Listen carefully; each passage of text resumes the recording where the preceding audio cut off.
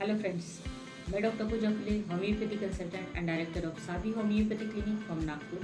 आज इस वीडियो में हम बात करते हैं डायबिटीज़ के ऊपर। डायबिटीज़ ये अभी के तौर पर काफ़ी ज़्यादा पाने वाली बीमारी है। हर एक घर में हमको डायबिटीज़ का पेशेंट मिलता है और इसके बारे में जानना बहुत ही इम्पॉर्टेंट है, क्योंकि अगर हम इसको प्रिवेंट करते हैं तो हम इससे होने वाले जो भी कॉम्प्लिकेशंस हैं उससे बच सकते हैं और डायबिटीज़ होने से भी हम बच सकते हैं। तो आइए इस वीडियो में हम देखते हैं कि डायबिटीज़ होता क्या है, ऐसे कौन कौन से लाइफस्टाइल फैक्टर है जो कि डायबिटीज़ होने के लिए रिस्पॉन्सिबल होते हैं, उसके क्या साइन एंड सिम्टम्स होते हैं, क्या कॉम्प्लिकेशंस होते हैं। इन सभी को अगर हमको प्रिवेंट करना है तो कौन से प्रिवेंटिव टिप्स हमने हमारे लाइफ में अप्लाई करने चाहिए, और इसी के साथ साथ होम्योपैथी का क्या रोल होता है डायबिटीज़ के पेशेंट में। तो आइए शुरू करते हैं सबसे पहले कि डायबिटीज़ होता क्या है। तो डायबिटीज़, जिसको हम सिंपल लैंग्वेज में ऐसे समझते हैं कि जब भी डायबिटीज़ होता है तो ऐसे पेशेंट के ब्लड में जो ग्लूकोज है या जो शुगर है वो बढ़ जाता है, और ऐसे पेशेंट में जो पैंक्रिया होता है वो इनफ इंसुलिन नहीं बना पाता है, जिसकी वजह से डायबिटीज़ डेवलप होता है। आइए अब हम बात करते हैं इसके लाइफस्टाइल फैक्टर के बारे में जो कि रिस्पॉन्सिबल होते हैं डायबिटीज़ डेवलप करने के लिए। तो सबसे पहला अगर कारण माना जाता है तो ओवरवेट और ओबेसिटी, इसको सबसे पहला फैक्टर माना जाता है डायबिटीज़ डेवलप होने के लिए। अगर आप ओवरवेट है, ओबेसिटी में आते हैं तो आपको कोई भी नहीं बचा सकता डायबिटीज़ होने से। इसके अलावा आपकी जो ईटिंग हैबिट्स है वो फॉल्टी ईटिंग हैबिट्स है। अगर आप बहुत ज़्यादा ऑयली या तो फैटी फूड, बहुत ज़्यादा जंक फूड आप खा रहे हैं, प्रोसेस्ड फूड आप खा रहे हैं, तो उस वजह से भी आपको डायबिटीज़ डेवलप होने के चांसेस है। इसके अलावा आप बहुत ज़्यादा स्मोकिंग और अल्कोहल लेते हैं तो इससे भी आपको डायबिटीज़ हो सकता है। आपकी फ़िज़िकल एक्टिविटी बिल्कुल भी नहीं है, ज़ीरो फिज़िकल एक्टिविटी है, सीडेंट्री आपकी लाइफस्टाइल है जहाँ पर आप सिर्फ बैठे बैठे काम करते हैं। ऐसी लाइफस्टाइल जीने वाले लोगों में भी डायबिटीज़ शुरू होता है, उनको भी डायबिटीज़ डेवलप होता है।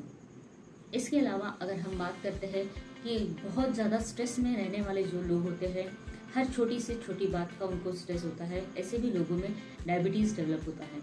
इसके अलावा अगर हम बात करते हैं कि जो हेरिडिटरी होती है, जिनके घर में दादा दादी, नाना नानी, मॉम डैड, इन लोगों को डायबिटीज़ होता है, उनकी आने वाली जो जनरेशन है उनको भी डायबिटीज़ होने के चांसेस होते हैं। इसके अलावा हार्मोनल जो डिसऑर्डर होते हैं, जो कि पीसीओडी जैसा होता है या थायराइड में होता है, तो ऐसे लोगों में भी ये देखा गया है कि डायबिटीज़ डेवलप होता है। जिनकी स्लीप की क्वालिटी अगर अच्छी नहीं है, नींद उनकी पूरी तरीके से नहीं होती है, या लेट नाइट सोना और लेट सुबह मॉर्निंग में उठना, इस तरह का अगर उनका रूटीन है तो उनमें भी डायबिटीज़ होने के चांसेस होते हैं। इसके अलावा अगर इसके प्रिवेंशन के बारे में अगर हम बात करते हैं तो जो चीज़ें हमको हमारे लाइफस्टाइल में चेंज करनी है वो कुछ इस तरह होते हैं कि आपको जनरली आपका जो डाइट है वो आपको चेंज करना होता है। मतलब कि जिन चीज़ों से आपको नुकसान है वो सारी चीज़ें आपको कम करनी होती है। डाइट में आपको बहुत ज़्यादा फ्रूट्स और वेजिटेबल्स लेने होते हैं। इसके अलावा जो वाइट शुगर होती है, राइस होता है, आपकी जो व्हीट की रोटी है उसको भी आपको कम कर देना पड़ता है। इसके साथ साथ आपका जो स्मोकिंग और अल्कोहल इंटेक है उसको भी आपको अवॉइड करना है। स्ट्रेस को आपको मैनेज करना है। इसके अलावा आपको जो आपके वॉकिंग है, फिज़िकल एक्टिविटी है, वो आपकी बढ़ानी है। स्लीप की क्वालिटी जो है वो भी आपकी इम्प्रूव करनी है। अगर आपको हार्मोनल इश्यूज़ है तो उसको भी आपको करेक्ट करना है, और वो उसको करेक्ट करना है मतलब कि आपको लाइफस्टाइल में आपके चेंज करना है। ये सारी चीज़ें आपको अपने लाइफस्टाइल में चेंज करके हम जो भी डिसीजेस है, जो कॉम्प्लिकेशंस है, जो डायबिटीज़ है, हम उसको कंट्रोल में ला सकते हैं।